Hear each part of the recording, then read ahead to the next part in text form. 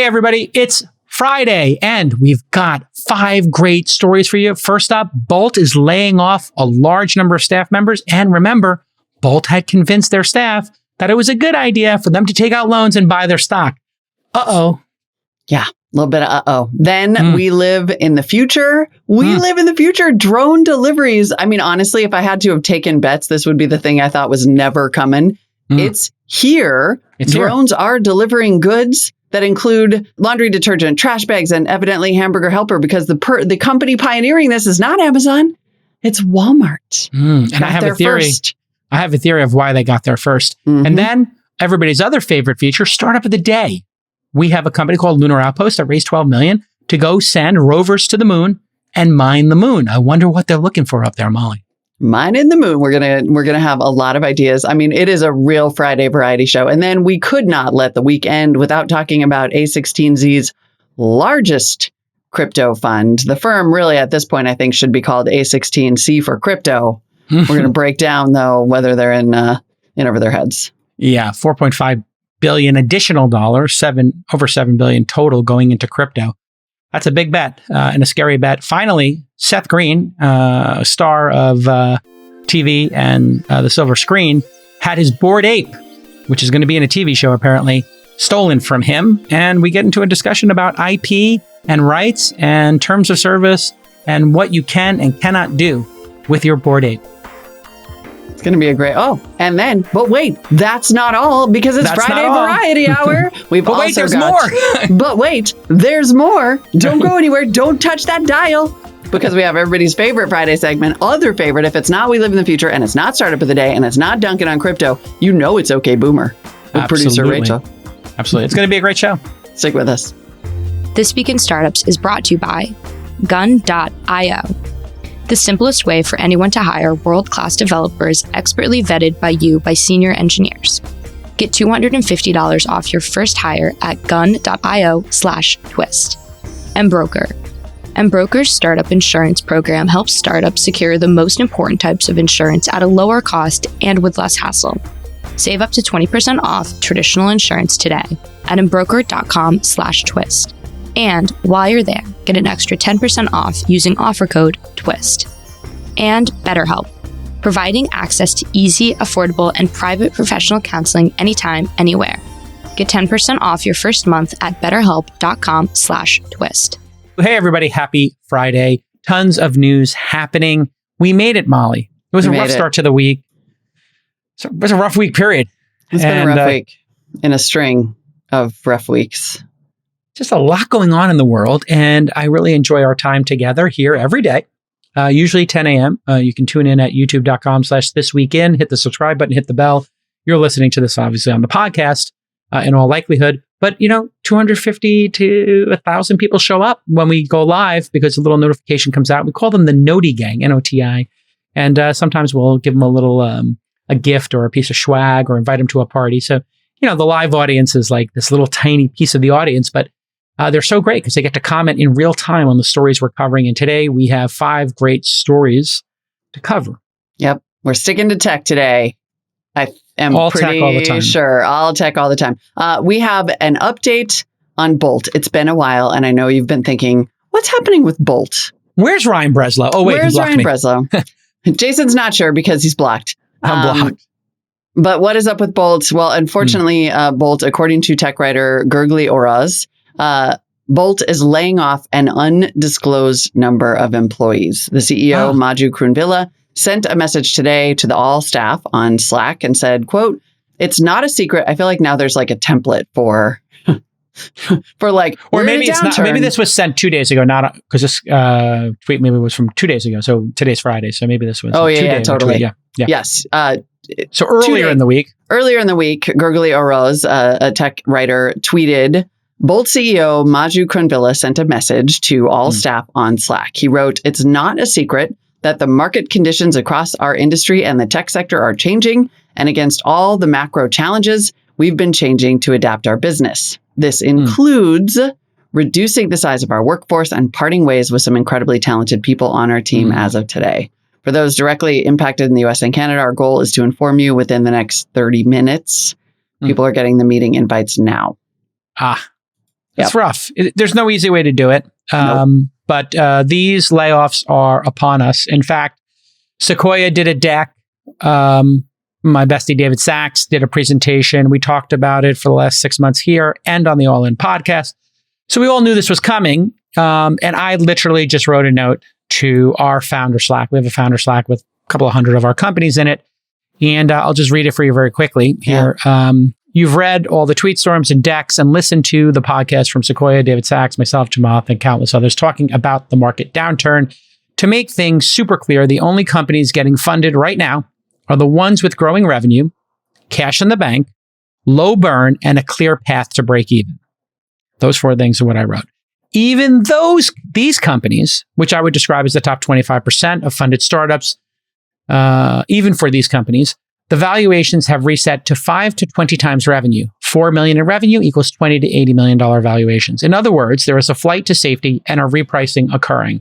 So paradoxically, the startups that need the money the most are not getting funded, while the companies that need it the least are getting funded. We have 6 to 12 months in this bottom out period.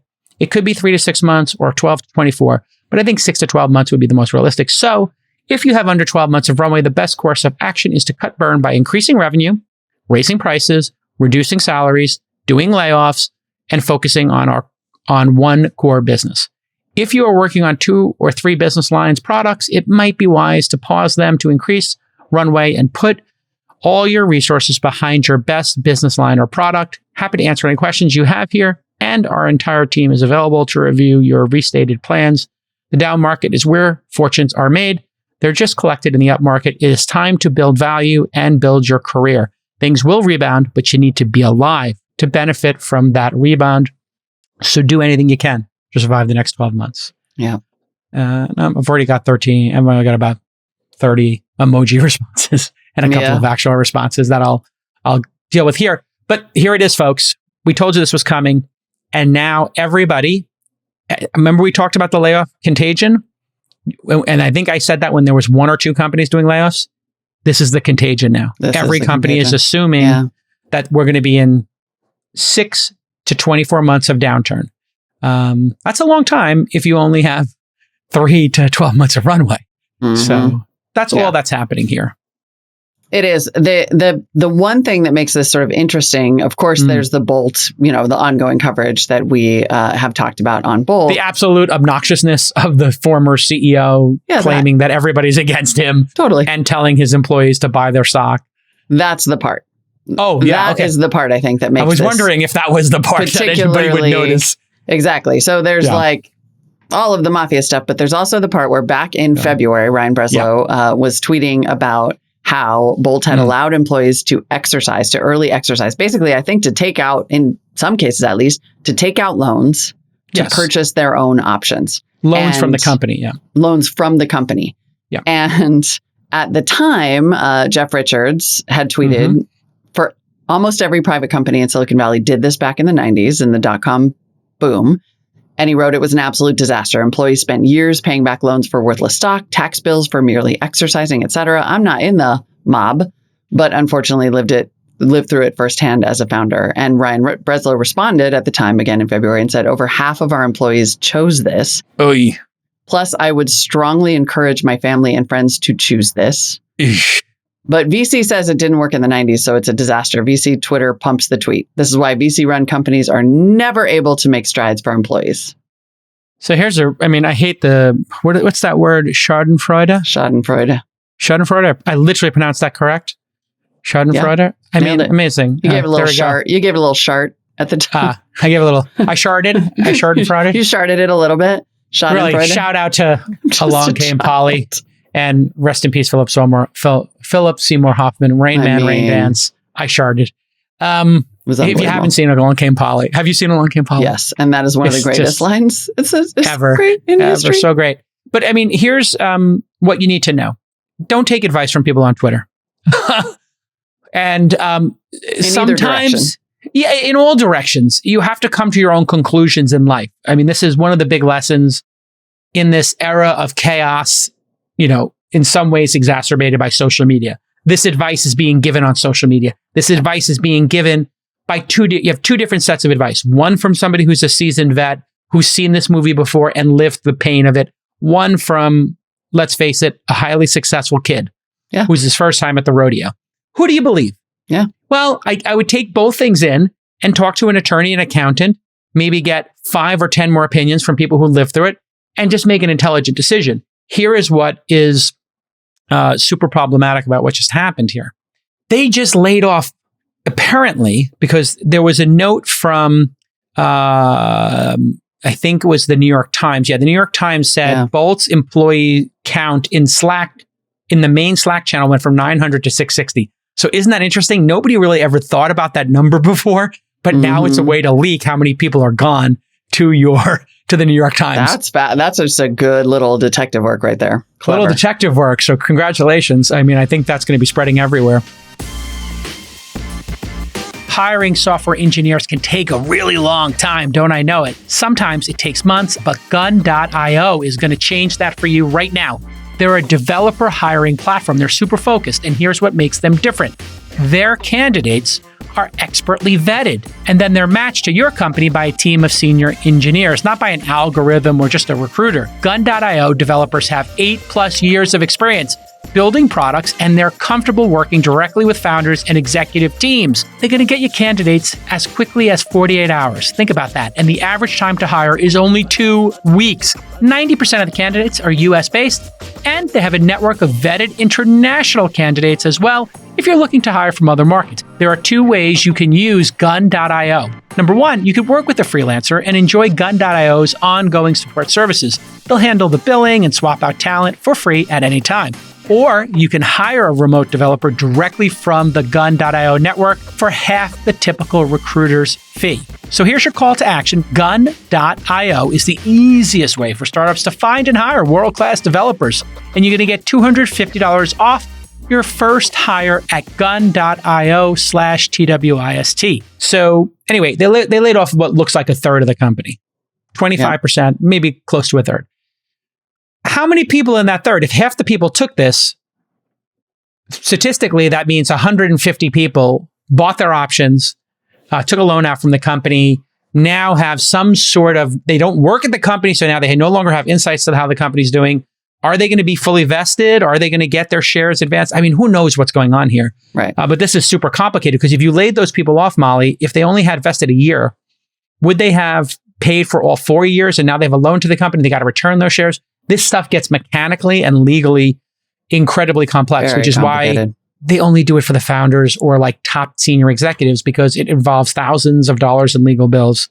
And you know what? When everything's up and to the right, everything seems like a good idea. Mm-hmm. When things come apart. Even in February, there were signs that things were going to come apart. And I hope now it's important to note that a Bolt spokesperson told Bloomberg that the number of employees who have been laid off and had also taken out loans is, quote, in the single digits. And they did. Okay, great. And that the value of their combined loans was less than $200,000. Hopefully that's true. I think we have to take them at their word. But yeah, I wonder if Bolt should just forgive those loans. I wonder if they can. That's another thing. I don't know if you forgive those loans, if you have to take the shares back or something. It's complicated. Well, and then if you did an early exercise, like I do remember a lot of people in the late 90s. I remember one guy in particular who was really wiped out by an alternative minimums tax bill on shares that he had exercised but had not cashed out. Yeah. If that makes sense. He had converted them. There was like a conversion that counted as exercising them, and you had to realize them as income and pay a whole bunch of tax on them, even though you had not realized the gains and the money. And then the stock was underwater. I mean, it wiped him out. I think he had to declare bankruptcy. This is why people generally take the most conservative view of these things. That's why a lot of companies that are sophisticated have just moved to RSUs where they give them to you. It's just a very challenging thing. And so we wish everybody who lost their jobs there well. And it probably is the right thing for the company if the company is struggling. I remember we had that other story where they were getting sued by their biggest customer who was alleging they had securities fraud. Right. So this company's now got tons of headwinds against them. The category is obviously challenged, and investors are going to be, challenged to put more money into a company that had such an absurd valuation. Because I remember they raised that at a really high valuation. So you start putting this all together. Should you go work at this company? If you're at this company, is this the best place to work? And then this is where, another contagion happens, Molly. Yeah. Somebody who's working here says, there's so many headwinds against this company. My stocks are underwater. You know what happens? You know what? Apple just, some people don't want to go back to the Apple campus. I'll take that job. I'll take that job and I'll go work at Apple. Flight to safety. Flight to safety. So Facebook's not hiring. Apple is. Uber is selectively hiring. It's an indulgence or whatever word Dara used. Now you can see how quickly the employment situation changes. So all the startups and all the employees who had 7 offers, 3 from startups, 4 from big companies, now it might come down to you have 1 or 2. And the 1 or 2 might be less money than, the 7 you had previously. And so this giant reset is happening in the economy. It's going to be painful. And for companies that are in this tweener situation where they still have to get to profitability, it becomes really hard. So I think they're doing the right thing by taking the medicine, but oi. I know. But choose wisely if you are an employee out in this market, and if you are at a company in a boom time or a bust time, don't take financial advice from your CEO. Okay? Well, it's a little bit conflicted. Get your own counsel. That's a good point. It's a really good point. It is not, work doesn't love you back. Sorry. I literally didn't even consider that. It's a very astute observation. You're learning very quickly now that you're on the other side of the table of where the conflicts would be. I always tell people when they come to work for me or they're wondering about carry, listen, talk to an attorney, talk to other venture capitals, understand how this works. Could be worth 0, could be, you hit the lottery or anything in between. So that's why you want to negotiate if you're doing these things for reasonable comp and, great upside potential. But, you do have to understand that we live in a formalized lottery here in Silicon Valley. It's almost like a casino that's rigged for us. You get paid to stay in the casino. Yep. And depending on how you run, you could run it up and be a huge winner, or you can go to the casino and you just get a big hangover and you don't make any money. In this case, man, you're just taking too much risk. But in other news, Walmart announced they are expanding drone deliveries across 6 states with operators using a company called DroneUp. And so this is getting very interesting. I saw Joby just got approved for air taxis. So a lot of the stuff we heard about drones and VTOLs, I think it's 6 or 7 years ago that became like a big, big deal. It's actually starting to happen. And I said in a prediction that I thought these would arrive before self-driving cars without steering wheels. So it does seem like, I don't know if I'll wind up being almost right, but it is neck and neck. Yeah, totally. Like we have Argo, but not widespread. And now we have drones. What I find interesting about this is the Walmart part. Amazon reportedly had invested so much money into this, I thought.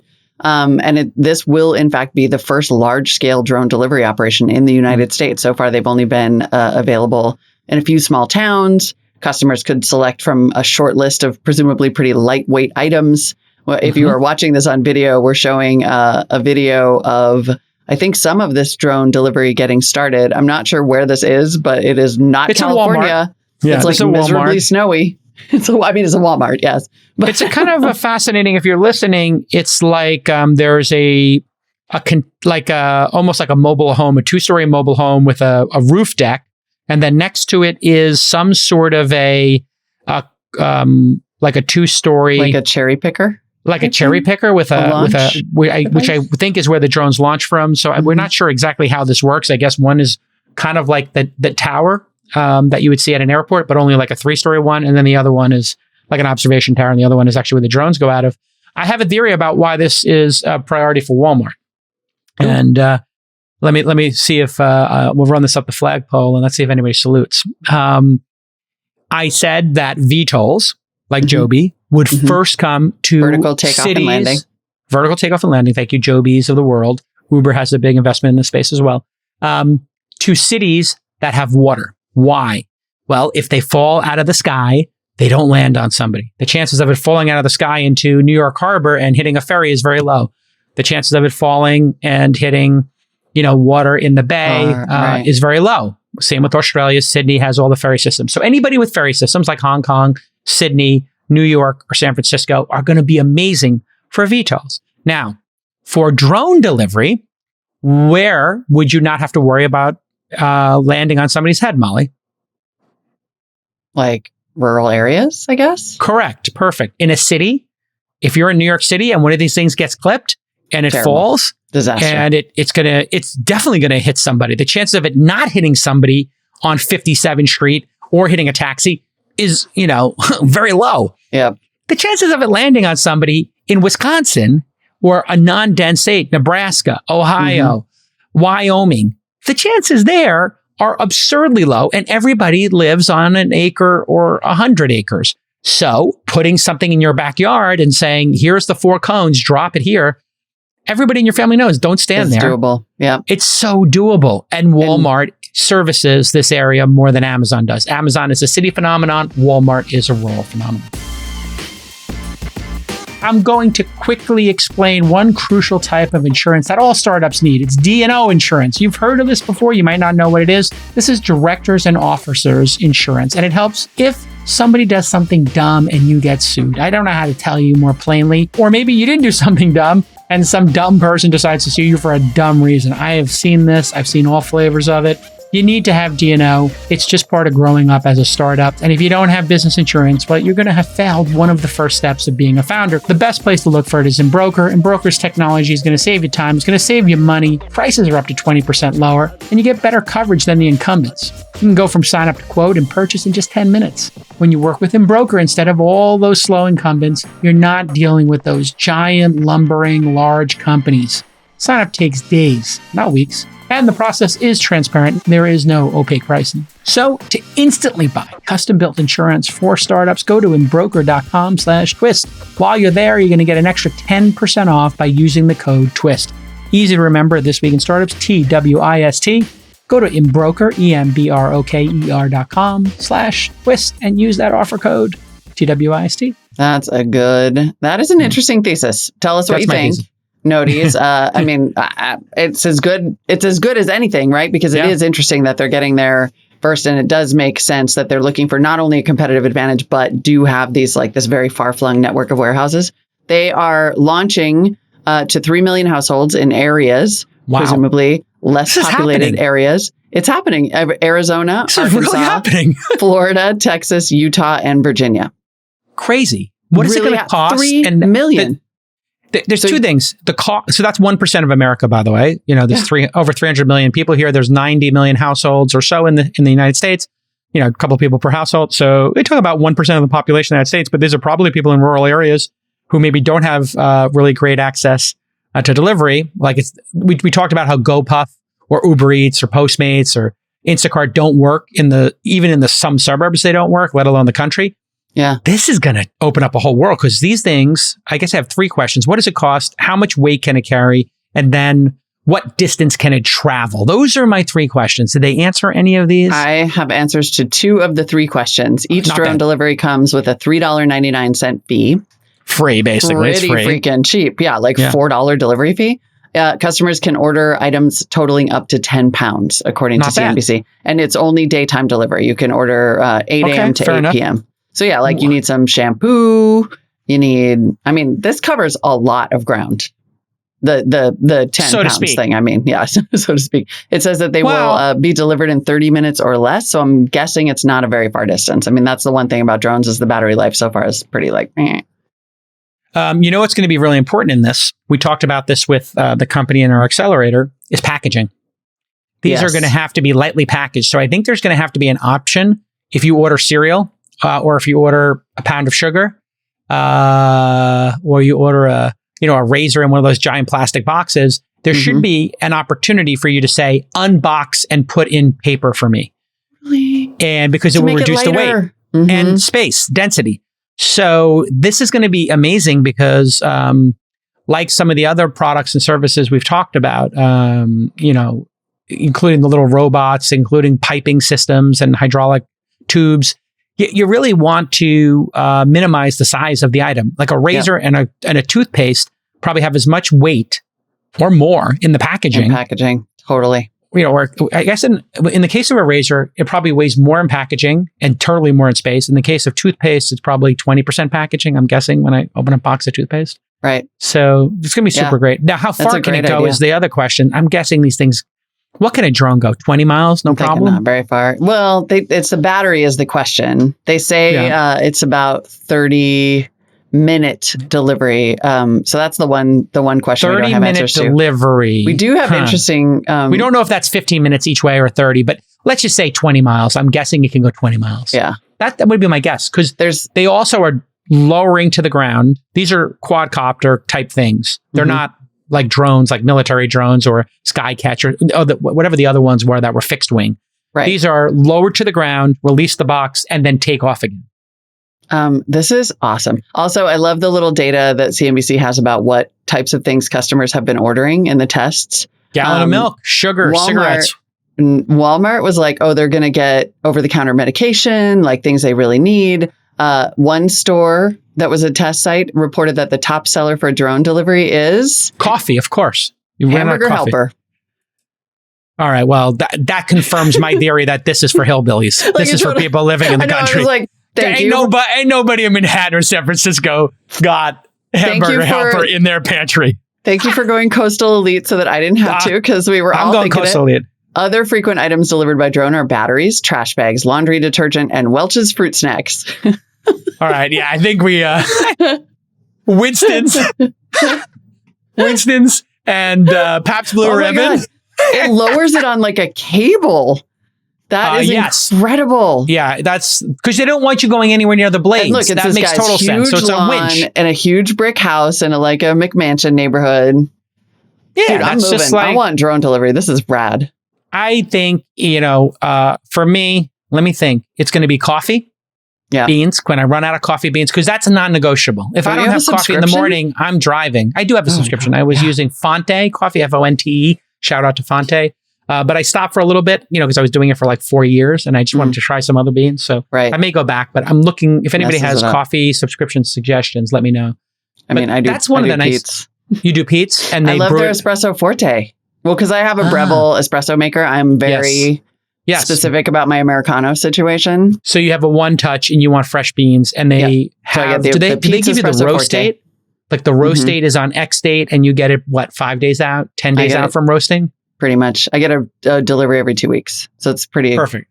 Yeah. So it probably takes under 7 days to get there. And I think when you roast coffee, correct me if I'm not, there's like a 5-day sit that has to occur for gases to release or something. Something like that. So it might be actually advantageous, or it might be fine that it gets shipped over, a week or something. But yeah, it came in a nice box, like a small enough box that I didn't feel too bad about it. Yeah. There's no packaging. It's literally 2 pounds of coffee in a cardboard box, and that's it. That's it. Yes. No fancy, like there's no plastic in it. I like that about the Fonte coffee I was ordering. This is going to be great. I mean, a gallon of milk is 8.6 pounds. So you could literally, a half gallon of milk. I wonder if this thing is fast enough that if you delivered ice cream, it would melt. The ice cream test is coming. 6-pack of beer is coming. Like there's going to, and we go on a field trip. Let's rent an Airbnb in Utah. Great. Yeah, send somebody. Just do a whole segment. Or actually, even better, we have an audience. If anybody in our audience will actually use this, we'll pay for your delivery. So up to $50, deliver whatever the heck you want. I'll pay for it. Send me the receipt, and we ask you to videotape it and send us a mini review. So look in your phone, give us a mini review, send it in, and we'll get the first review of these and tell us if it was worth doing. And this is how he saves money, as he spikes all my field trip ideas and outsources them to you, which is Molly. I love a field trip. If they send us a video and it's a legit video from Walmart, they send us the receipt, I'll give them $50. Up to $50. I mean, don't abuse it. I mean, it's kind of hard, 10 pounds. I mean, I guess you could order batteries or something, but and Walmart is a small investor. And it'll be the first one we get. It's going to be the first one we get. For sure. And it's a usable video. We're not going to refund them all. So don't send 50 of these. The first one in gets paid. The rest of it's on you. First one in gets paid. And maybe we have DroneUp on the pod at some point. So CEO, founders of DroneUp, we'd love to have you on here. Let's talk. So that was our We Live in the Future. Pretty much. Which is going to be our Netflix HBO show. You want to do it on Netflix or HBO? What do you want me to... HBO's got bigger budget, but Netflix moves fast and is international, has bigger audience. So you let me know, honestly, Molly, what's in your... what's a priority for you? I'm all about that populist trash. Let's go Netflix all the way. Okay, Netflix all the way. Okay, Netflix, you won. Netflix, you won. Sorry to my friends at HBO. I got people sweating me for deals. I may have damned them with faint praise a little bit. We're going to go with whoever offers us the most money. Let's be honest. No, I don't know if that's a good point. Why wouldn't we just? Well, we don't care about money. We care People about are going to budget. watch us either way. Exactly. That's what I mean. Like, who's going to give us creative control, ownership of our IP, and the best budget? Nobody's giving ownership of IP. We may have to concede that one for We Live in the Future. But anyway, and also we need a producer for that. So I'm going to probably use one of our intern. We're hiring a fourth producer here. So you can email your resume to producers@thisweekinstartups.com or nick@thisweekinstartups.com. We're looking for a fourth producer so I can take Nick, who's the senior producer right now, and have Nick work on one of our show ideas. Because I want to actually, I'll flip the whatever it costs, 25, 50 grand to make a pilot. And we'll just make our own pilot, right? And we'll cut it ourselves. And then we'll be like, hey, look, we know what we're doing. All right. Okay. So that's our We Live in the Future. Yeah. And by the way, the largest reality TV company in the world who produced like 5 of the last 10 largest reality shows of the last decade sent me in a contract. And they are sweating me. They are fans of All In. And they're like, J-Cal, we want to do something around you investing in companies. Open concept. Like, we just want to have the rights for you for a year to go meet with people. I was like, oh, that's very charming. So, there we go. Yeah. It's okay. I got your Wonder Woman. You're with me. Don't worry. You'll be involved. Cool. You'll be involved. I got your Wonder Woman. I'm not stressing. I believe. Oh, no. I mean, you got your own inbound. No, that's what I mean. Apparently. I trust you, partner. Yeah, you got your own inbound. Sometimes people don't even realize the stress they're under. They get physical symptoms like headaches. Maybe they're grinding their teeth. I used to do that. Even digestive issues, right? You get that pit in your stomach. Well, those are all indicators of stress. And let's not forget about doom scrolling like I do. Oh my God. And not getting enough sleep. When you're a founder or capital allocator, the weight of the world is on your shoulders and it's stressful. And listen, it's been a stressful couple of years with the pandemic and the swings in the stock market. So here's your reminder to take care of yourself and maybe try some therapy. BetterHelp is customized online therapy that offers you video, phone, and even live chat sessions with your therapist. There is no shame in the game of getting therapy. Go do therapy, get some stuff off your chest, have somebody listen to you, and just have a place where you can spend an hour, a half hour, whatever it is, to just let it be about you and solving your problems and releasing a little bit of that anxiety. It's much more affordable than in-person therapy, and you can do it on your time, and you can do it at your space, right? So give it a try. Twist listeners get 10% off their first month at betterhelp.com/twist. That's BetterHelp.com/twist. All right, here we go. Startup of the day. Why don't you cue this one up? Startup. So, okay, we had We Live in the Future. Now we have a startup of the day, which is also pretty damn futuristic. People love the segments. People love these segments. They're so good. We need stings. We need some audio transitions for these. Where's young Spielberg? Let's go, Spielberg. I need some stings from Spielberg. We need some stings. I need startup a Spielberg of the day. sting. Lunar Outpost. Lunar Outpost has raised a $12 million seed to build moon exploration and mining technology. It's like half We Live in the Future, half startup of the day. According to Axios, quote, the moon is poised to become a major geopolitical and scientific center of operation in space as more nations and companies turn their attention to the lunar surface. Sure. A number of companies have plans to take advantage of that interest by figuring out how to extract resources from the moon and get paid to do it. So the money will fund this company, Lunar Outpost, its plans to build a new autonomous rover for the moon, and then, of course, amp up what technology it currently offers. They plan to launch a rover onto the moon within the year. Wow. Yep. So they're going to go to the moon and start taking samples and then try to get them to come back. Yep. Or maybe in their first version, they'll just take samples and analyze them up there and send the data back. They'll probably send the data back. Yeah, exactly. Yeah. Getting the actual, they're probably never going to bring the rover back. We're going to start littering on the moon. Then there's going to be an opportunity for a company to go and scoop up all the stuff from the moon. Have you read The Moon is a Harsh Mistress by Arthur C. Clarke? No. It's really good. It's basically about a future in which there is a mining colony on the moon. That, spoiler alert, of course, wants to declare its independence from Earth because that's how those books always play out. The Lunar Outpost has a $1 contract with NASA currently to collect lunar dirt for the agency. But, obviously this is mainly about creating this framework for companies to mine the moon on behalf of an agency. I wonder do we know I'm going to go ahead and offer. I'm going to offer $100 for the dirt. I just outbid NASA 100-1. I'll take $100 for a bag of dirt from the moon. What's in the dirt on the moon? What if we get up there and it's like, it's nothing more than the moon is just like a piece that came off the Earth or some other planet. There's nothing valuable up there. I mean, what are the chances? Do we know there's something valuable on the moon? That's exactly what I just looked up. Helium-3 is evidently on the moon. It's rare on Earth, but abundant on the lunar surface. So that's a big one because that's the fuel source for nuclear fusion reactors. Should those ever be developed? Yeah. So that's a big deal. Other rare earth metals evidently exist on the moon. Okay. I'm sort of scanning quickly, trying to see. That's going to be great for nuclear energy. So, I mean, here's an idea.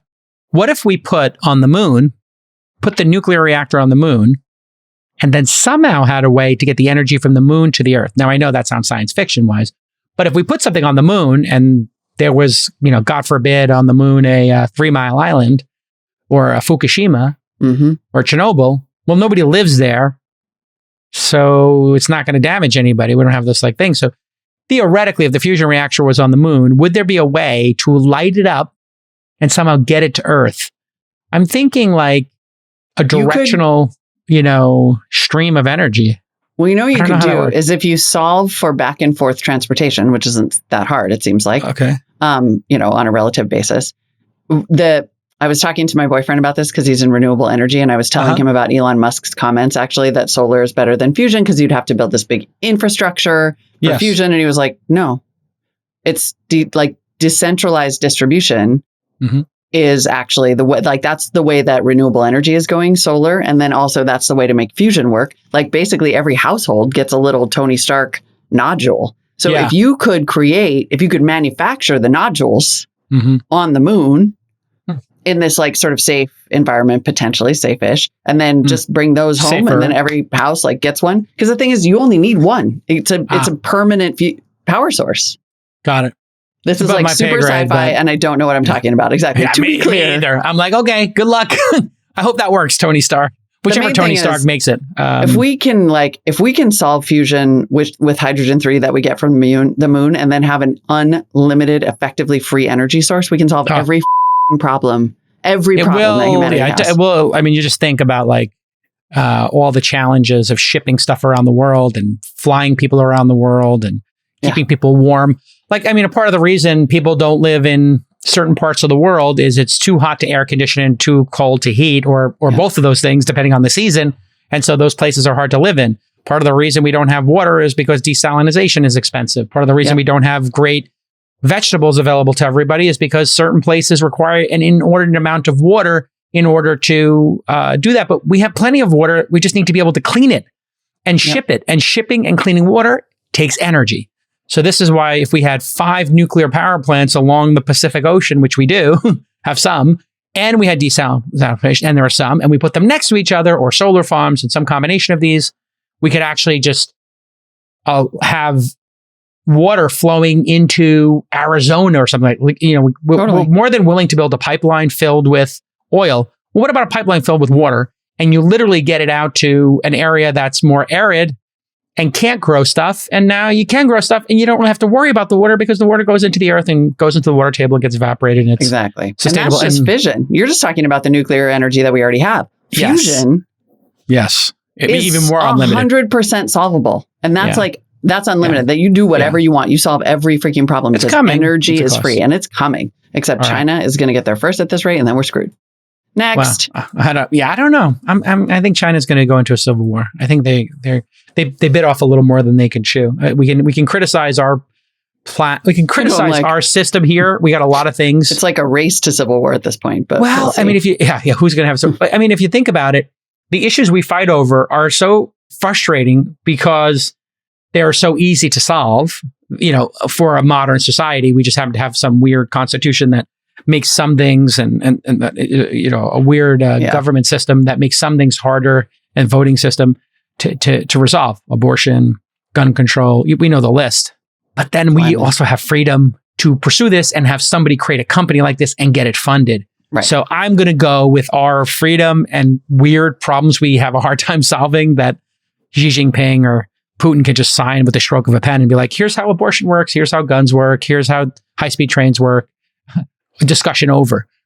our messy system, maybe, it's why we can make this company that's going to go to the moon and collect dirt. So, yes.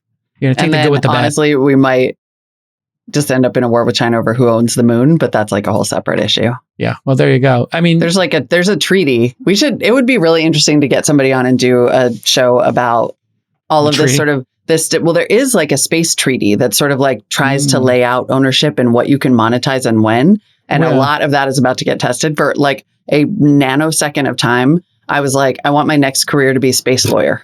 But then I changed my mind. Seriously, like that is going to be a massive industry. Your Honor, this is unacceptable. Space lawyer. Were here on the moon. We had set our water vaporizers up. We had started terraforming. And then this person came over and started terraforming in our plot. And it's literally going to be like California. That's it. That's exactly what it's going to be like. It's going to be a battle. Like, okay, on what date did you start terraforming? On it.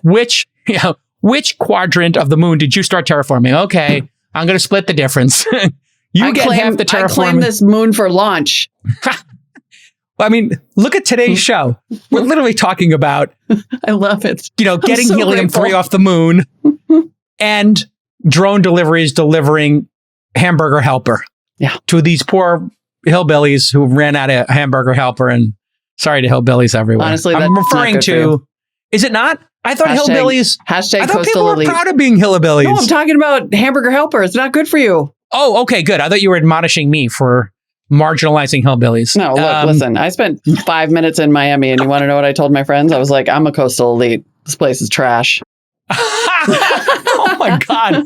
Well, I should tell my joke about Miami.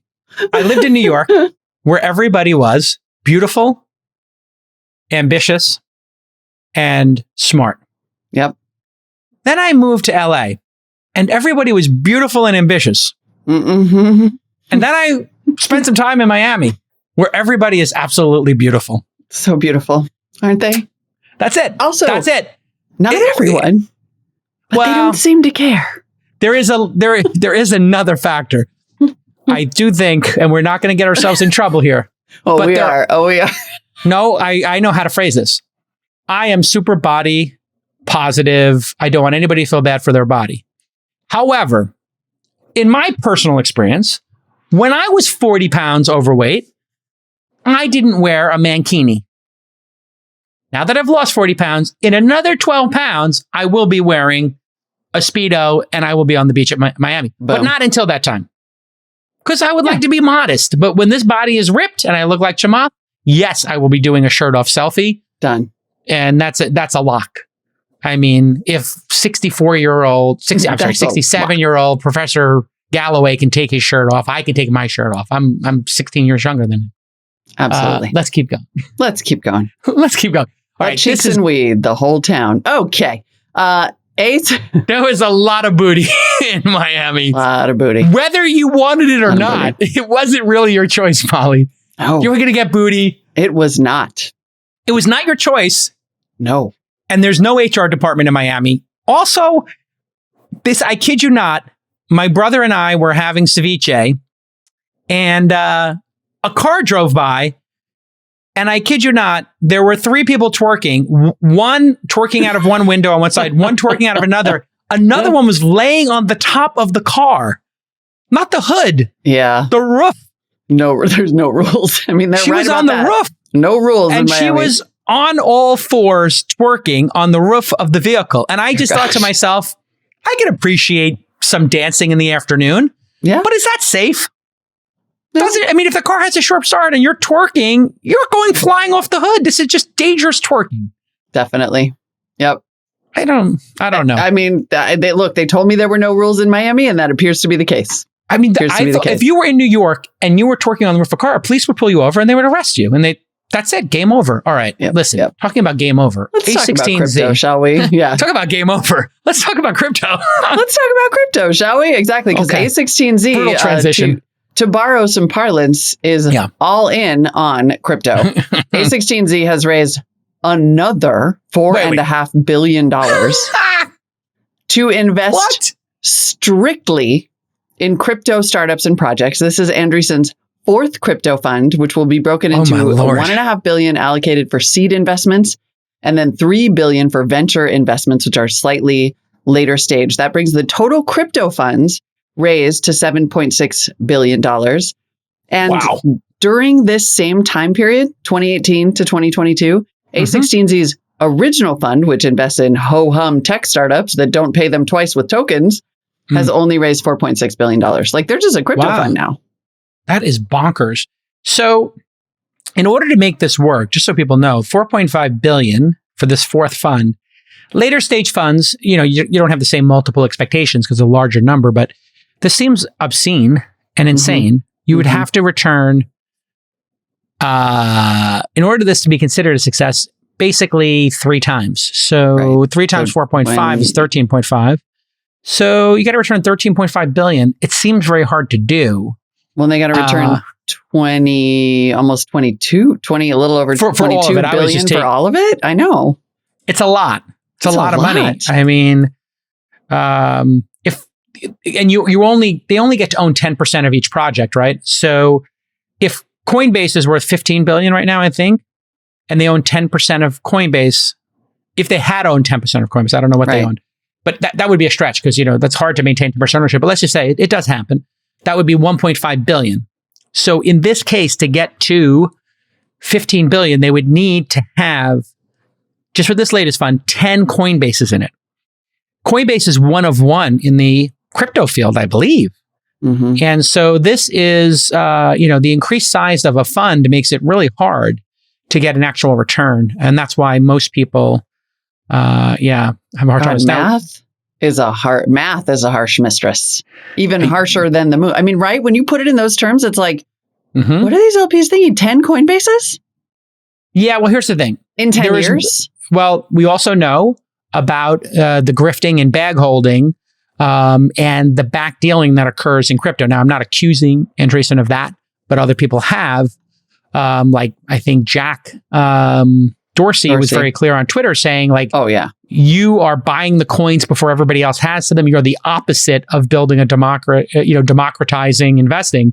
You're getting in early on these coins for a penny. The bag holders wind up being the retail investors who buy them for $100 or $10 or $1 even. And they get to liquidate them. And typically the VCs, especially these early ones, my understanding, Jack had said this, not me. I'm not making any accusations here. I know Chris Dixon, a nice enough fellow, and we're friendly with each other. We're not exactly friends, but we're friendly. We've known each other for over 20 years, I think. And I wish him the best. But I do think that when all of this winds up getting investigated in the final instance, if an Amazon or 3 don't come out of this and the government starts unpacking everything, they're going to look at this self-dealing and trading. Like, you got to think that the Department of Justice and SEC wants to understand what's going on with these, these tokens that behave like a security that investors are buying. And now the investors are buying these tokens. They're an investment firm. They're not using the tokens for utility. Right. So you have an investment firm buying these tokens and then flipping them. Right. And then the public's buying them. This seems to me to be highly illegal or against securities law. Now, I'm not accusing anybody of doing anything illegal.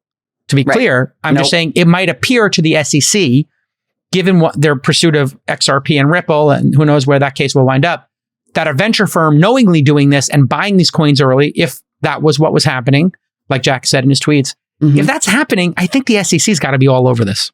Well, and we have talked to companies who have said, I think, our investors own some percentage of our tokens. We did an interview to that effect, 20%, 30%. Yeah. And so that is like fundamentally my question about these funds. We keep saying these funds, like it's code A16Z going so hard into crypto is like, my thesis here is aren't they getting paid twice? They are taking equity in these companies. And if there is a token and they get an early issuance of the token, then not only do they get paid twice, but they get paid one way that has a lot lot more liquidity. Right. That's true. The tokens are instantly liquid, and they're private company liquid. Stock. And if private company stock is if the LPs don't get a cut of the token, they do proceeds. Like, do they? Like, they I would love to see that contract. But you can understand why it would be attractive to either the LPs or the firm itself. Some tokens, of course, have lockups and can't be instantly liquid, but they're still more liquid than equity. But it's generally first in, first out. Right. is, I think, what happens here. And so it does start to feel like a really big scheme. Like you can sort of see why you would want to get paid twice if you could, but it's sort of like, I like the innovation. I'll be honest. I just think this feels like, and I think Chris Dixon said, in a blog post, hey, listen, I'm just going to give some quotes from Chris Dixon and I'll give you my reactions to them. We think we are now entering the golden era of Web3. Okay, maybe. I would like to see some actual products. Mm-hmm. And he says, programmable blockchains are sufficiently advanced and a diverse range of apps have reached tens of millions of users. Now, this one I have a problem with. Yeah. If you took out tens of millions of users, the word users should be replaced here with speculators, investors. And they're not users. There are not tens of millions of users of crypto. There are tens of millions of investors in crypto. Yes. Everybody who is buying NFTs that do not have a specific right associated with them, like getting into Fry Fish Club or, whatever, or, after party, getting into a music festival. If you're buying an NFT just for the art and flipping it, that's an investment. If you're buying tokens or Bitcoin or Ethereum or Solana or whatever it is, that's an investment. So these are not users, they're investors. It's not a coincidence that the biggest names in crypto right now are exchanges. Yes. Right, Coinbase. It's not a diversified set of apps, right? It's apps for buying and selling crypto and crypto-related assets. So here's where I think he's not being intellectually correct. There's two parts of the sentence. I got the first. I got the second one. You got the first, actually. I didn't even consider that. A diverse range of apps. They're not diverse. That's not true. Yeah. They're far from diverse. The apps all center around speculation and money transfer and storage, which are kind of the same thing. When you buy a diamond or gold or American dollars or a stock or a piece of art, there is a store of money to it. There's an appreciation of money to it. And in some ways you can transfer them, right? You can take your coin, your gold bullion, your piece of art, and you can transfer it to somebody. That's not a range of apps. It's kind of one app, also known as investing. Mm-hmm. And if the whole thing's investing and nobody's actually using this stuff, like, I don't know, is anybody storing their photos on Filecoin? Or is anybody using the distributed, there was the distributed rendering platform where they were going to render Pixar movies across a distributed set of blockchain, of extra CPUs. That's not happening yet either. So, man, they better hope that some of these products ship, because if it doesn't ship and this thing keeps going down, this is going to be cataclysmic. And I have to, bonkers. I just have such a philosophical, I consider this a war for the planet in some ways, right? Like there's, you've got A16Z that's raised $7.5 billion in venture funding for crypto projects, many of which remain incredibly energy intensive. And you have in 2021, $37 billion worth of funding going into climate tech venture capital. Yeah. Like we're just getting outgunned by where should the money investment. go? It's like, that's where all the FOMO is in crypto. That's a lot of money going into climate tech funding, but I just find that I feel like that to me is the book about what venture capital could have done when. You'd have to put all the crypto funds together, right? And so it would be interesting to put the climate tech funding by year against crypto funding by year. And it doesn't just include, Molly, the VC funding, because in climate tech, you have downstream investors, sure. Oh, for sure. You will also have a layer of investors that's the public being involved in crypto. So you kind of have to put two layers. Here's the institutional money. Here's the public's money. And that's where, and the third thing he says in this blog post, they are brilliant and passionate. More importantly, a massive wave of world-class talent has entered Web3 over the last year. They are brilliant and passionate and want to build a better internet. I don't disagree with this. I think there's a lot of passionate people over there. There are a lot of passionate Some of them people. are talented. Some are talented. I think 9 out of 10 are passionate. It's just like New York, LA, Miami. It could. There's a reason why Miami is the center. Some are talented. if you were gonna trace crypto back, Miami's the hub, LA's the second hub, New York's the first hub. So do the math on my theory. Friends. It kind of works backwards, right? On the plus side, it looks like crypto in 2021, at least crypto venture capital was like maybe about 30 billion total compared to climate's 37 billion. So we got this, people. We got this. Well, the question is, which is on our backs. Which is more important for the planet is a good question. People's sovereignty of money is important, just like people's information is important, and the internet played such a big role.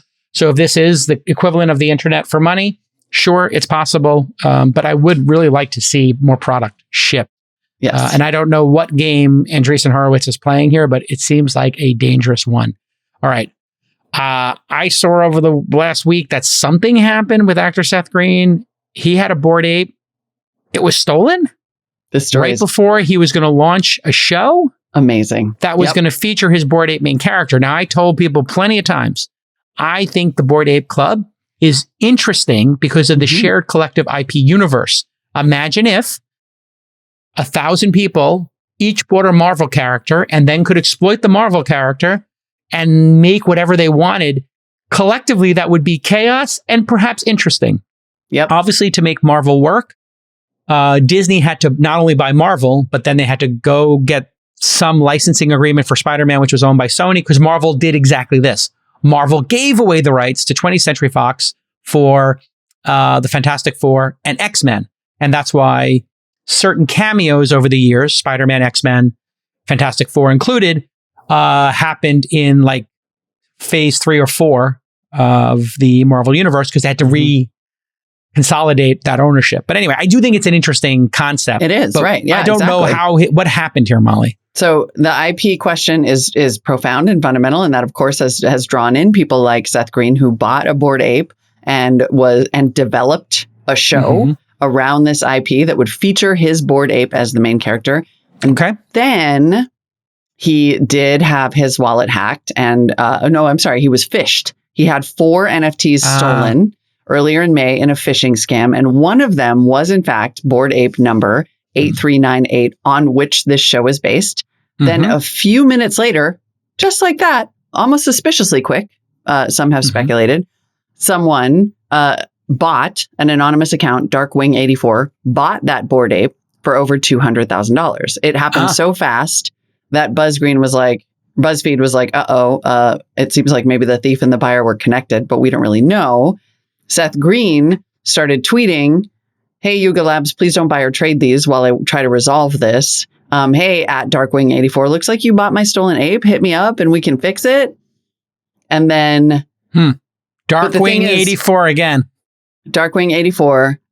Seth Green Always now is tweeting, "Looking forward to precedent-setting debates on IP ownership and exploitation. Having spent 18 years studying copyright and industry laws, I'd rather meet Darkwing84 to make a deal versus in court. We can prove the promise of the ape community."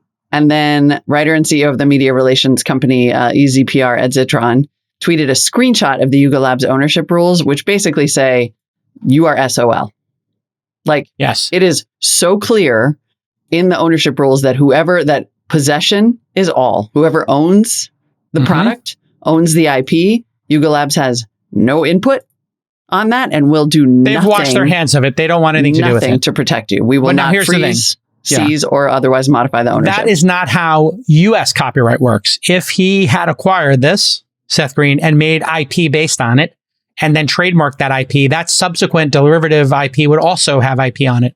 So this person who's derivative IP, right? Yeah. So if you had created a Marvel character, say Spider-Man, and then you added the Green Goblin, or you made a Spider-Man comic book, or let's say you made a Spider-Man doll, a character, like an action figure, perfect.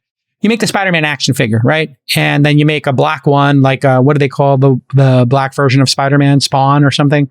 Or the evil version. There's all these different Spider-Man. There's a dark Spider-Man who's Venom. There's like a whole bunch of these. Venom, Spawn, there's a whole group of Spider-Man. Spider-Men. So you take those, and Spider-Girl actually. So you take all those would be derivative IP that would be owned by the person. So that's a question I have for Yuga Labs. If I were to buy this Bored Ape, and then I said this Bored Ape got cloned, and I now have 100 other apes, and I made them in all different styles, and they got bit by a spider, and now I have a spider Bored Ape, I would own that IP. There's no way to stop it. So can you make derivative works is question number one I have. But I think he's not SOL. I think this is Yuga Labs doing CYA rather than SOL. They're saying, we don't want to be involved in this. But anyway, the other thing this person who stole it's going to jail. Yeah, they're not going to help. But this person who stole it will go to jail. I mean, it's computer fraud and it's a felony and it's grand theft because it's a large, expensive thing. Yeah.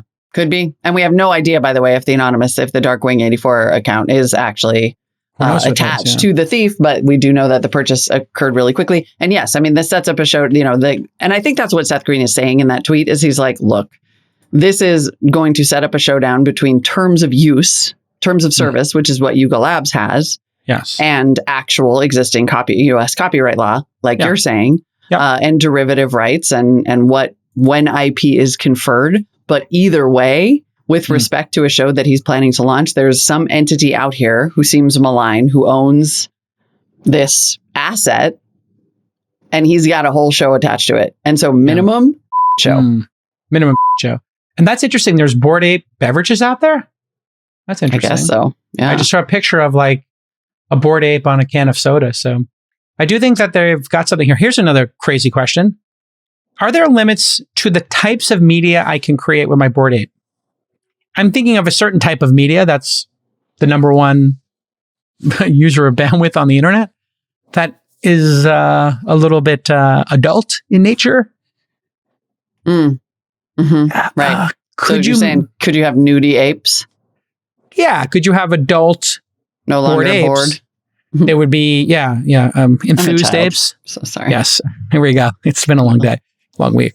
So could you have enthusiastic apes doing adult pursuits in a graphic fashion? Because that would then mess up the IP for everybody else. So what if you made a murdering ape? What if you made a sociopathic ape? What if you made adult content with apes? Is that allowed or not in their terms of service? That's an interesting question for somebody to answer here. Because I feel like if you can make a TV show out of it because you quote unquote own the IP, you can do whatever you want. But if you were licensing that, if you own the IP, but there was a terms of service associated with it for being part of the group might have agreed no adult content or no.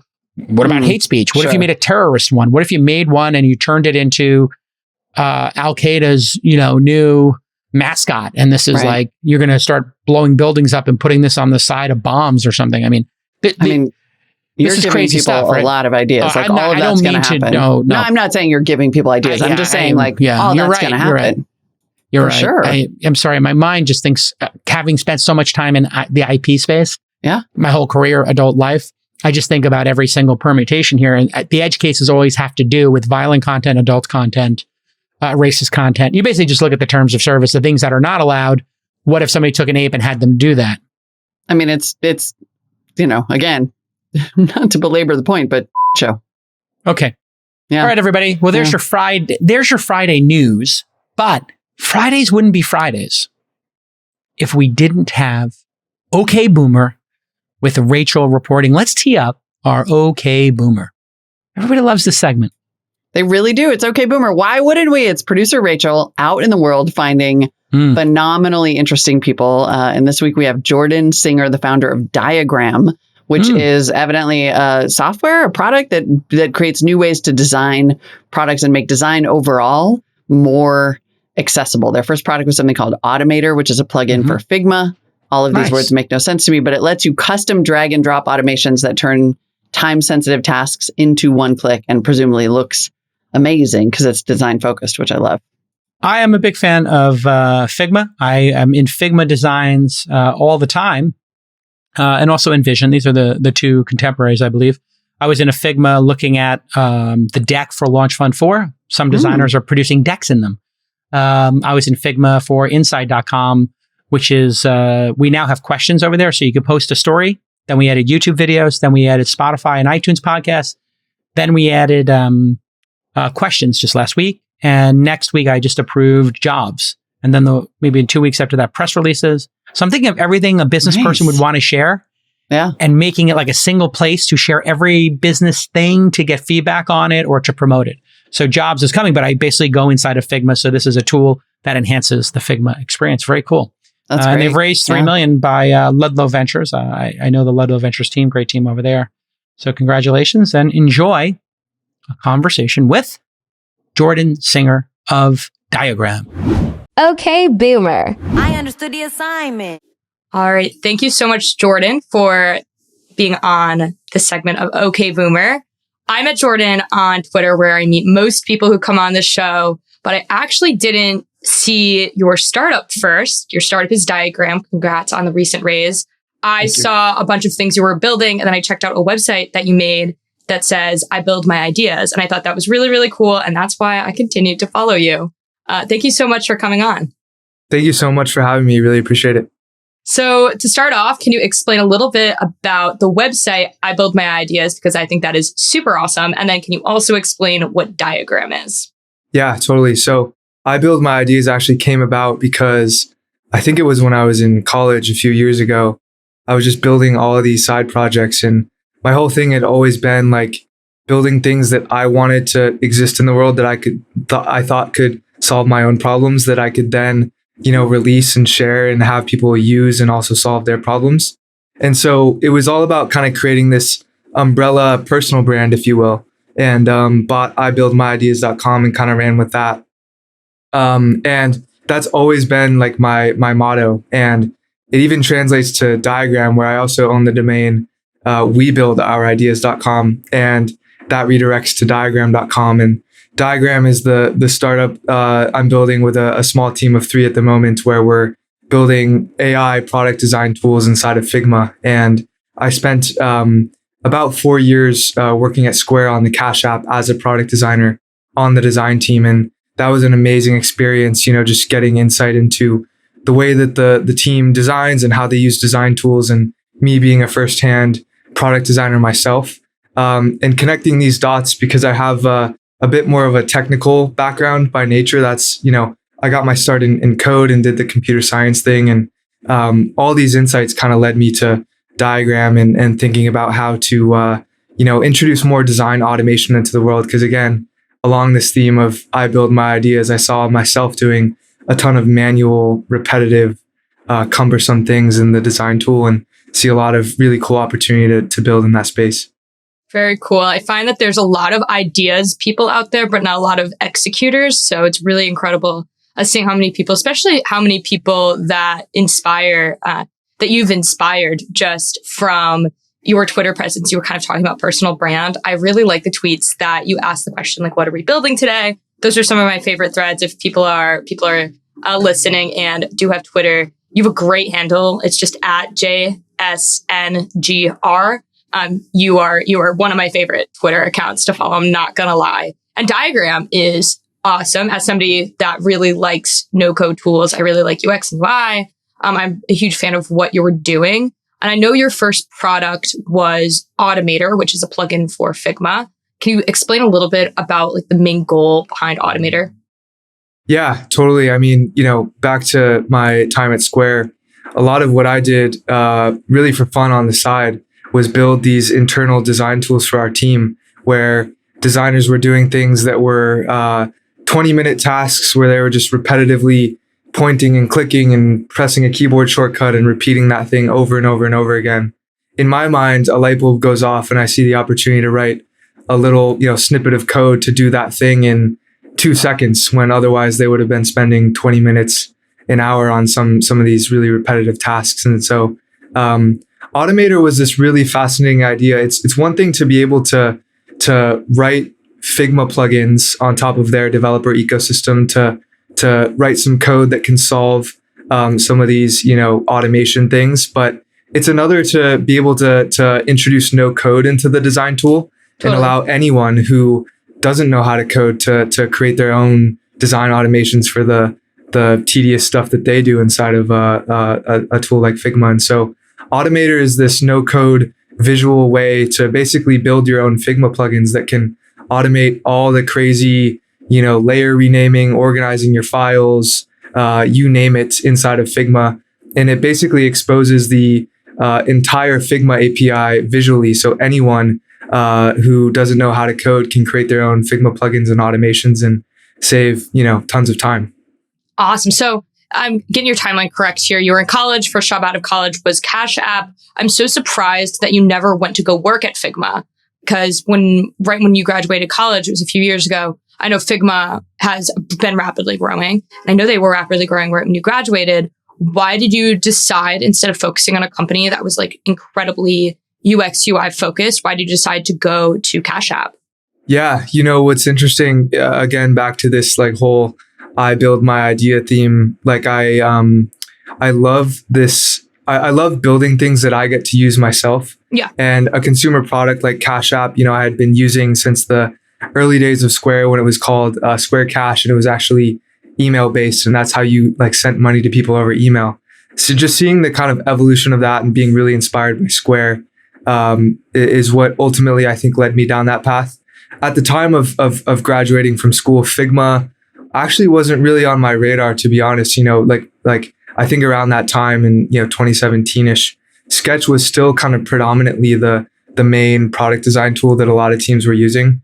And interestingly enough, I kind of helped to lead that effort to migrate from Sketch over to Figma within Square. Okay. My coworkers always joked like, are you splitting your time between Figma and Cash App at the same time? And because I was building so many things within Figma, but they're an amazing team and really grateful to have their support as well with Diagram and all the things that we're building. Yeah, so I said, I think in the beginning of the episode, I said, congrats on that raise. You raised a $3 million seed round led by the wonderful Ludlow Ventures. Other investors I saw over there, Figma was one of them, right? Yes, totally. Yeah, so cool. Thank you. Yeah, and just really grateful to have their support. They're such an amazing team and have been, just a huge fan ever since the migration of Figma within Square and the developer ecosystem and all the amazing things they've empowered, people like me building companies to build on top of their platform. It's just, it's really tremendous. I love that. The first program I ever used was in school and it was Adobe XD. And I remember when I found Figma, it was like a life-changing experience because if you've ever had like Photoshop experience before, I actually think it's the best tool to learn after Photoshop because Photoshop is a little convoluted, has so many buttons and there's no innate understanding of how to use Photoshop. Like I'm sure it's gotten better since when I started in like high school. I honestly haven't touched Photoshop in a while, but when I was first starting out, you're like, what the heck do I do with this? If you go over to Figma after you know Photoshop, you're like, oh my gosh, like it's so, you know exactly what you're supposed to be doing right away. And I think that's such a good tale for a product. Totally. I mean, it's so fascinating because the evolution of specifically product design tools has been that we were actually designing user interfaces in Photoshop for the longest time. Oh my gosh, no. Which is ironic because, Photoshop was made for photo editing and not to design, apps and websites. But I think that is actually a really fascinating, time around this whole skeuomorphic era where Photoshop has all these crazy effects and things like that. And so we were seeing way more textures and gradients and things like that years ago in design. And as things shifted a bit more flat, we saw the evolution of Sketch and finally, for the first time, really a design tool dedicated to designing apps and websites. And then Figma came along with their breakthrough to make design collaborative and get your entire team inside of a design tool. And since then, it's been, for me, I've just been a huge Figma fan. I love how you said flat because that's always how I describe sometimes when I see like Apple interfaces, which is obviously like if you're into product design or anything like that, Apple is Steve Jobs in particular. That era of Apple is like the be all end all. I'm sure you love Steve Jobs just as much as I do, but the flat nature of like what Apple pioneered in the product world, I feel like Figma does so well at replicating. Another app that is just beautiful in that same like note is Airbnb, where like you wouldn't have I just can't imagine building an app like that on something that wasn't Figma. Yeah, totally. I mean, Apple is a huge design influence to the entire industry. And so when they shifted to flat in 2013 with the introduction of iOS 7, everything else followed because, when you've got this skeuomorphic app that has all these patterns and textures that looked really out of place inside of that new flat system that Apple came out with. And so they really established the trends and flat has stuck around for a while. And I think we're just now starting to see this slight turning point back towards introducing, gradients and more like, layering inside of design. I totally agree. I see gradients everywhere now and I don't know if I like them. I don't know yet. I almost made a podcast cover for my own podcast a few years ago with a gradient that was made in Figma. And I was like, I don't know. But it's interesting that Figma hasn't tried or has not yet, like that your product does not yet exist. Automator, I'm talking about, does not yet exist within Figma because I think in every other area of tech, we have this automation, right? If you're looking at like coding in general, maybe you're on like SQL, even in Excel, you have this like automation that takes place. Whereas in like the design world, it's a lot of doing the same thing over and over again. Are there any other areas within design besides automation that you think we could be focusing more on that would make it a more accessible field? Yeah, I think one of the key reasons why Diagram to this day is really even possible in some of these AI-oriented things that we're exploring in the intersection of like product design and AI really goes back to the evolution of design systems.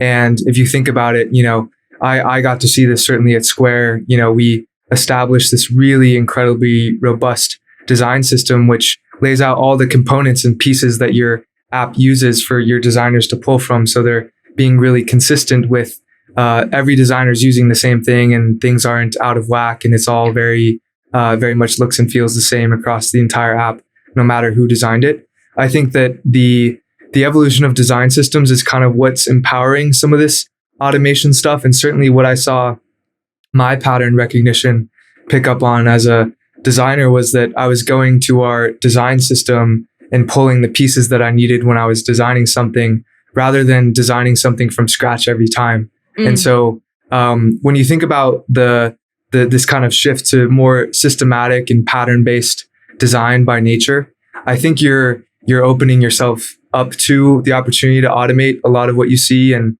not to say that it's going to, completely replace designers as a whole, but certainly be that more assistive kind of companion as you're designing to make suggestions and even inspire you on ideas that you hadn't had previously. So design systems is certainly like at the core of what's empowering a lot of, the stuff that we're looking at building at Diagram. That's awesome. So I think the three areas that we could always focus more within product are like efficiency, usability, and accessibility. So Diagram is obviously killing that in that space. And you talked a little bit, you just mentioned how we're not going to replace designers. That's probably won't be happening anytime soon. Let's hope. But I think that's really funny because we were chatting the other day. I tweeted something where I was like, girls only want one thing. And honestly, it's disgusting. DALL-E 2 access. As like that was the thing that all the girls want. And then you and I started talking about DALL-E 2 access.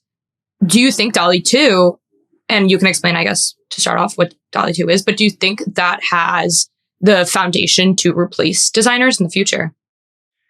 What I look at it as, and I think OpenAI has done an amazing job, and it's another reason why Diagram can even exist, is they expose the power of these incredible models that they have all this data trained upon in the power of these API endpoints that I can use who doesn't frankly have that crazy AI or ML background.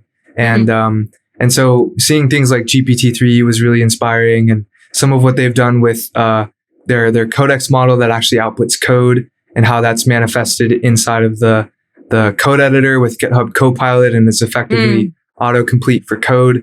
That's really inspiring for what we're doing and thinking about how we can translate some of those experiences and how it applies to design. But DALL-E 2, certainly has been so fascinating, as I think they've done a really great job of giving people access and the ability to share on social all the crazy things that you can tell it, and just how amazing it is at outputting lots of different options and really photorealistic, generative art and illustrations and photos that look like they're real.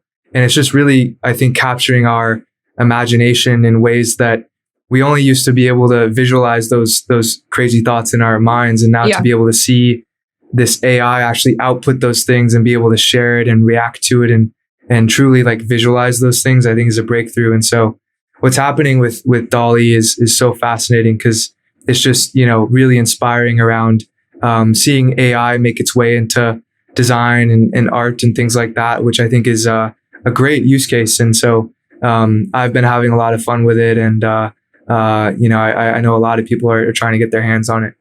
Oh, 100. I am. I mean, I'm loving it. It's so funny that you mentioned GPT-3, because the first time I ever saw it was when I was in college, and I had a friend that automated an entire essay that we needed to write for school with it. And it wasn't, you could tell a little bit, but I was like, this is incredible. This can totally wipe out and just, it first off increase like the levels of kids cheating in school. Like this is crazy, but also it can wipe out like specific fields, you know what I mean? That maybe need to write research papers or white papers on certain information.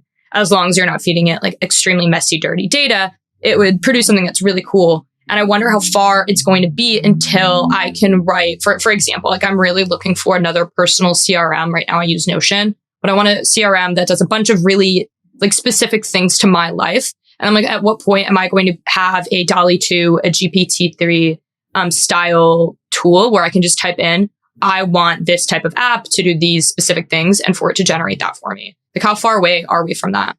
Yeah, I don't think we're far off at all. And honestly, like I know a lot of really smart people who are working towards some of those problems, including us in the product design space, hoping to make design way more accessible to anyone, so that if you have an idea and find Figma to be intimidating and you're staring at a blank canvas and don't really know how to visualize the idea for an app or a website that you have in your head, hopefully we can make that way more accessible to people. And so that's what we're working towards. And I think, again, this idea of what OpenAI is doing and just making these really powerful models, like in the case of GPT-3, this really powerful language model that can take natural language input, you can train it, it can actually output a response. We've done some really fun things with Diagram that we're exploring that use GPT-3. And so the ecosystem that they're building and just making AI and ML way more accessible is another breakthrough that we're seeing. Yeah, it's so cool. I love that was my first experience with like machine learning in general. It's impacted me a ton. So I'm excited to see what future products that you guys use. But on the DALL-E 2 side, I can see the GPT-3 have a practical use case. What do you think a practical use case is for DALL-E 2? Like, what are people going to be able to use this for in the future besides just having, like, I don't know, cowboys riding dolphins? Yeah, I think as far as generative art is concerned, it's one thing as a really fascinating opportunity just to visualize your crazy ideas. And I think a lot of what we're seeing right now is mostly feeding prompts for fun just to see what it can output. Over time, though, I do imagine that it starts to more practically make its way and embed itself even in something like Figma and things we're exploring, where it can actually, for example, if you're designing an app and you have placeholders for where people's avatars might go, you could use DALL-E and their API in the future to like automatically generate random avatars of people, just as an example. I think there's so many use cases, and that's the cool thing about putting an API out there, is just you don't know half the things that people will come up with. But I imagine that people will do really crazy things with it. What do you think the overall impact of AI in product design and Figma and other user interfaces is for the long run? Yeah, I mean, I think we're at a point now where again, kind of with this development of these really robust design systems, an amazing developer ecosystem with Figma, and the power of these amazing AI and ML models at our fingertips with OpenAI.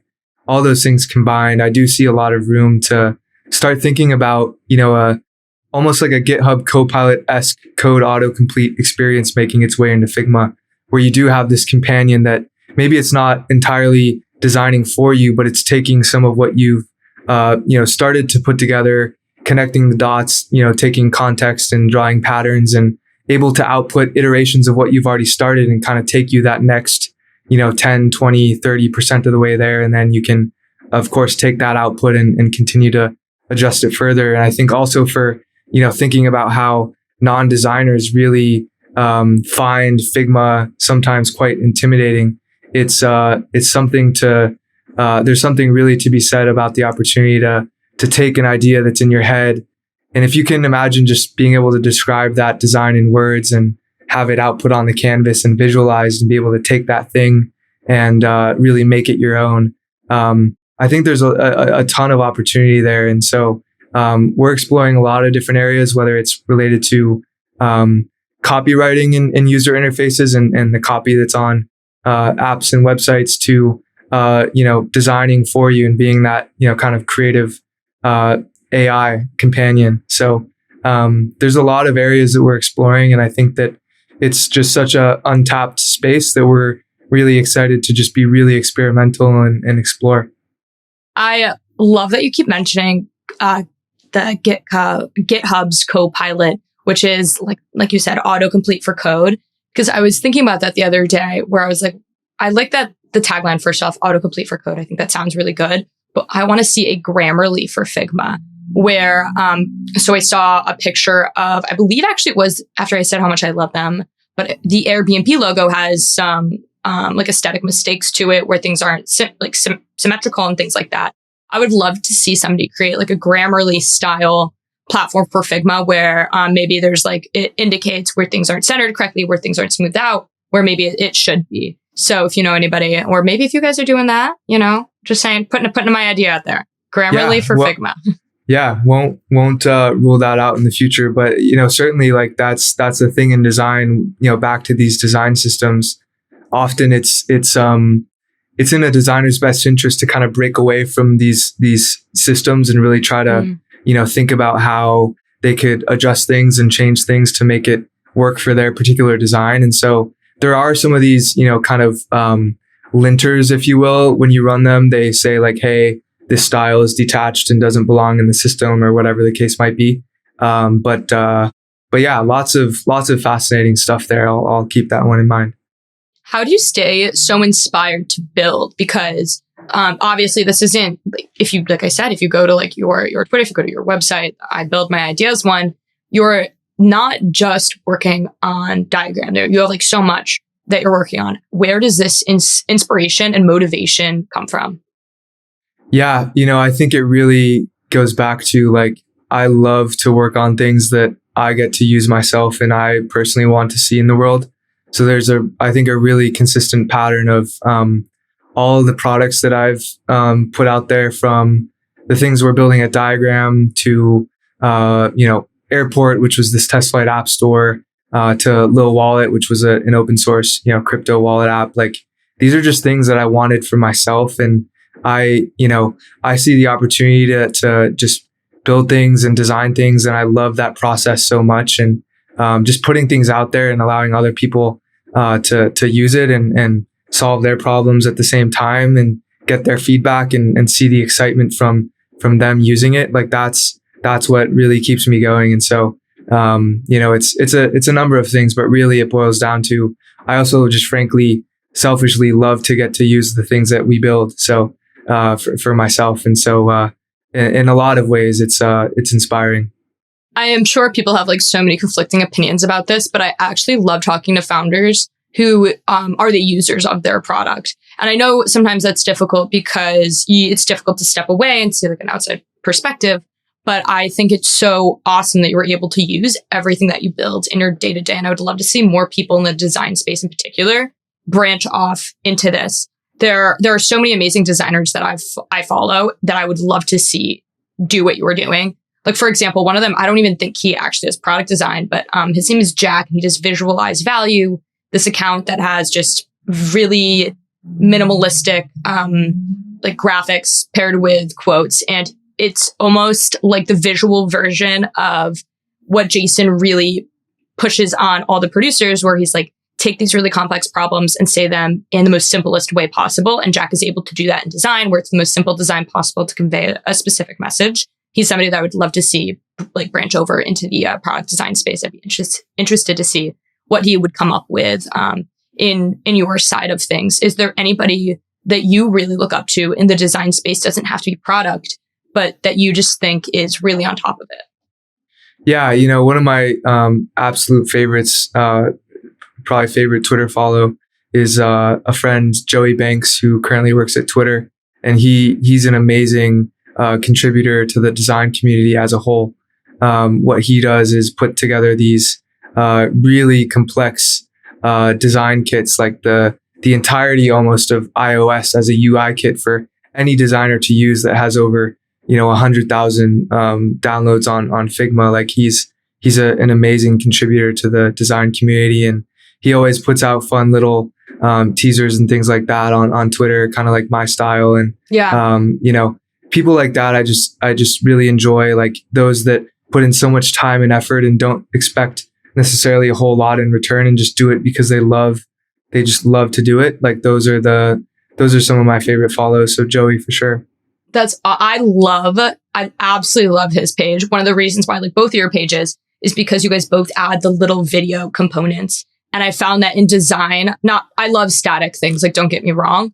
But when you're doing something on Figma in particular, seeing how it's done is oftentimes like 10 times more impressive and interesting than just seeing the final output. And I really wish, going back to Steve Jobs, that this style of like videotaping when you're designing in like a very short format, not like the whole thing, obviously, but seeing him design like just, or whoever was designing the products at the time, seeing like them create maybe mini short videos. That would be cool to see actually. You know how they have those entire movies for Disney where they talk about like the authors and the illustrators that write Disney movies? That would be cool for like the top people that made like all the really legacy UX, UI, beautiful apps, like even down to like Robinhood, Airbnb, like I mentioned, maybe like the App Store or something like that.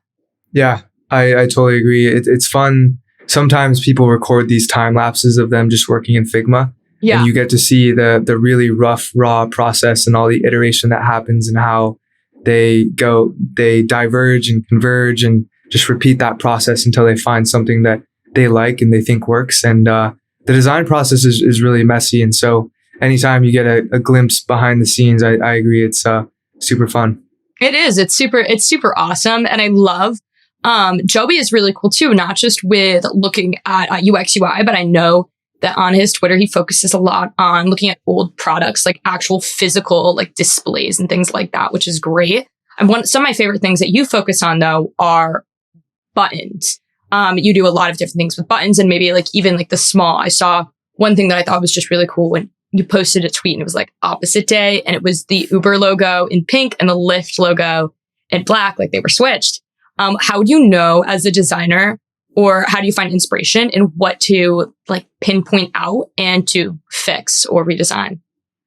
Yeah, I mean, it really comes in the form of just lots of iteration. Like I think if you see a lot of times what ends up happening in these Figma files that designers are designing in, it's pretty common to have a scrapped page where you've just got a huge dump of all the iterations that you've done, and you're just saving them as little timestamps for a design at a given time to reference back to, perhaps. And so it really, you start to just truly refine through lots of iteration and duplicating what you have if something doesn't feel quite right about it, and kind of tweak a few things and take that thing and tweak it a little more. And just that process of refinement is, I think, really where, you sharpen your design and get to a point where you're happy with it. But it's, design is just such an iterative process and also very messy at the same time. And it's a great feeling when you know that you landed on, the final version, because a lot of times it can take quite a while to get there. It's so funny how you call it messy, because everything that you do, I find your design style to be very clean. So really awesome to hear you say the process of it's messy, at least, because you make it look easy. Thank you so much for coming on. And again, congrats on that $3 million seed round. I keep looking at the people, like I have to like shout you out a little bit. Like you have some crazy freaking investors on here. Like we mentioned Figma, Shrug Capital's on here, Not Boring Capital, absolutely love. Like investors from companies that operate at Meta, Block, Stripe, GitHub, Party Round, Gumroad, Polywork, and Italic. Like you are just killing it. Super excited to see what you do in the future. Where can people find you in Diagram if they want to check you out? Yeah, and thanks so much for having me. You can find Diagram at Diagram on Twitter and diagram.com.